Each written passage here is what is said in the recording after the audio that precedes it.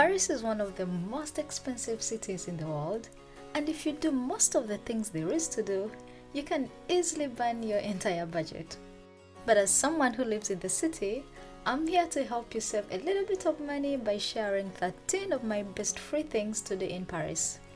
If you're new here, hi, I'm Esther from dreamsinparis.com, a travel blog and channel dedicated to making your Paris planning process easy. First is the most iconic landmark in Paris, the Eiffel Tower. Although you have to pay to climb it, you can still see it from various points for free.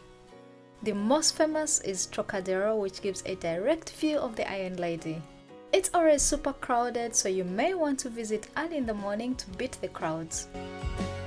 Other places that offer stunning views and are less crowded include Avenue du Camours, just a few minutes walk from the Trocadero. There is Coeur on Avenue Rap, and Rue Saint-Dominique, specifically at Le Rooftops restaurant. I actually have a full video dedicated to places to see the Eiffel Tower, so you can check it out afterwards. I also recommend seeing the tower at night when it shimmers for 5 minutes at every top of the hour. The banks of the Seine are my favorite place to take in this beauty, but you can also admire it from the Trocadero. Speaking of the Seine, the next free thing to do in Paris is to take a leisurely walk along its banks. The Seine River divides the city into two parts, commonly known as the left bank and the right bank.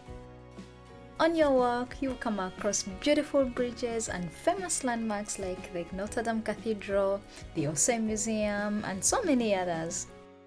You can even pick up a souvenir from these iconic Seine stores.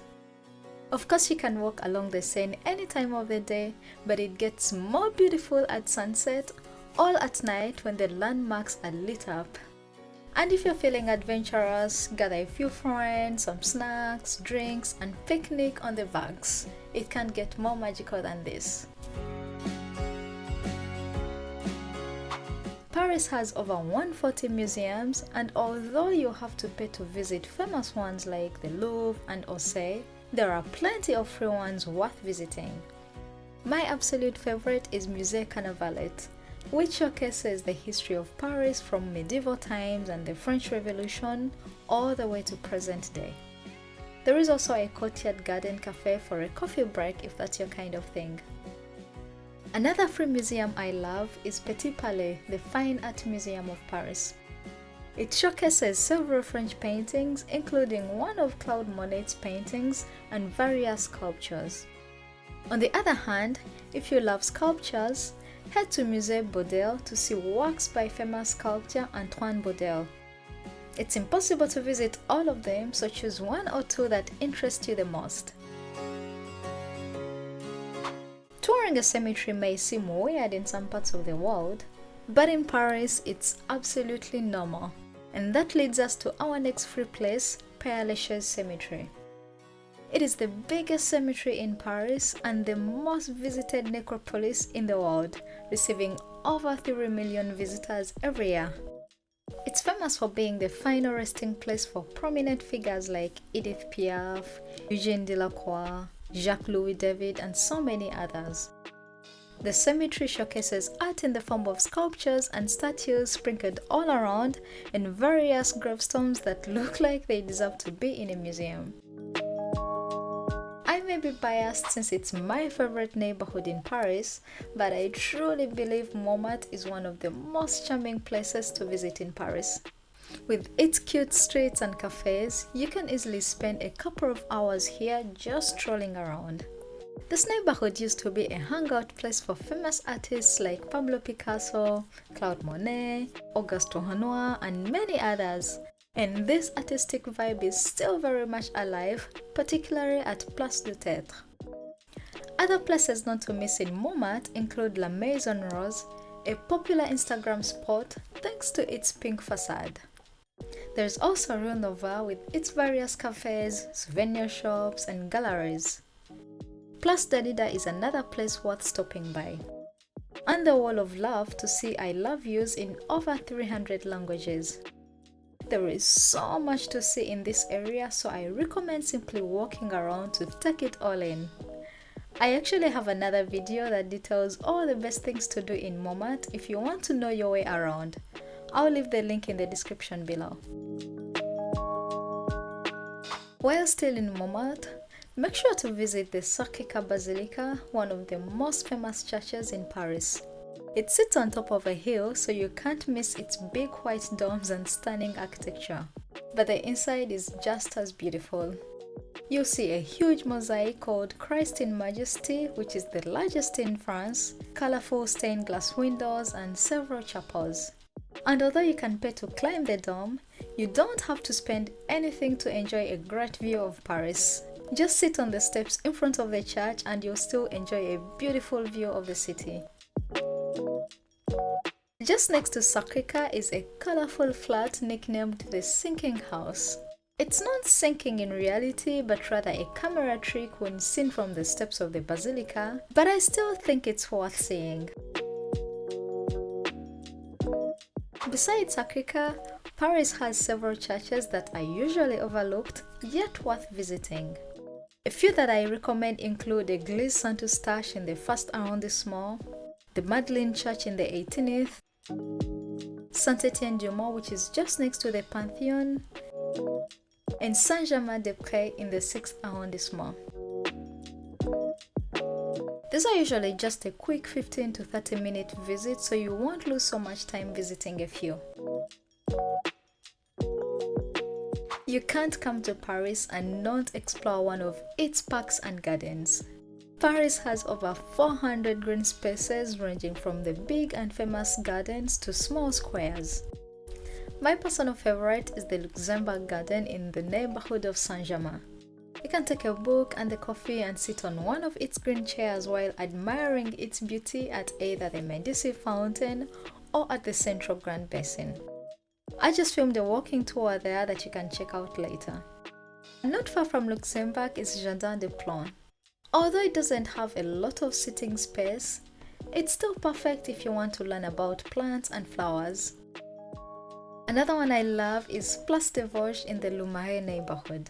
It is smaller compared to the others, but quite cute with various fountains and the red brick arcade building in the background. It's also worth noting that it's the oldest planned square in the city.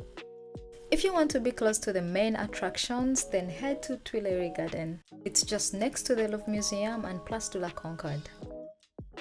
But if you don't mind going a little bit further, Bichomont Park is a great spot for a picnic, or head to Bois de Vincennes for a few hours hike or even a boat cruise. Spending a rainy day in Paris? Don't worry about wasting it in a hotel. I have a great alternative that is completely free, and that is the covered passages of Paris. These passages were originally shopping arcades in the 18th century, and although many were destroyed over the years, there are still about 20 remaining. The ones I recommend visiting first include Galerie Vivienne. It has restaurants, wine cellars, fashion shops, old bookshops, and so much more. Another one is Passage de Grande Serre. It's full of shops selling antiques and handmade jewelry, so if this is your kind of vibe, be sure not to miss it. Next we have Passage Geoffroy, which dates back to 1845.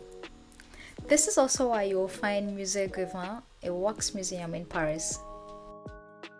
And if stamp collection is your kind of thing, I recommend heading to Passage des Panoramas, the oldest covered passage in Paris. It's no secret that Paris is a shopper's dream.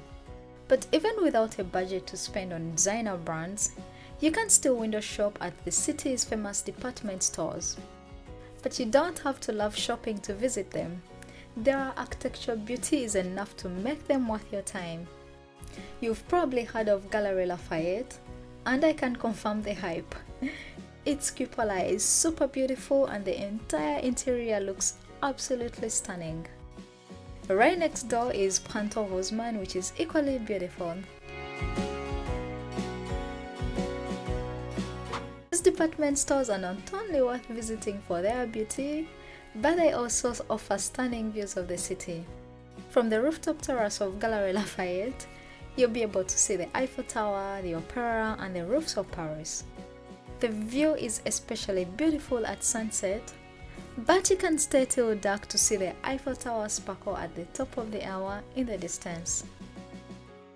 The same goes for the view from Panthéon Haussmann, although the rooftop is much smaller and less crowded than the former. Finally, I can't talk about the free things to do in Paris and not mention its bridges that connect one side of the Seine to the other. There are over 37 bridges in Paris, but just a few are worth your time. First is Pont Alexandre III, my personal favorite. It has various sculptures and bronze flames, and it offers a beautiful view of the Eiffel Tower.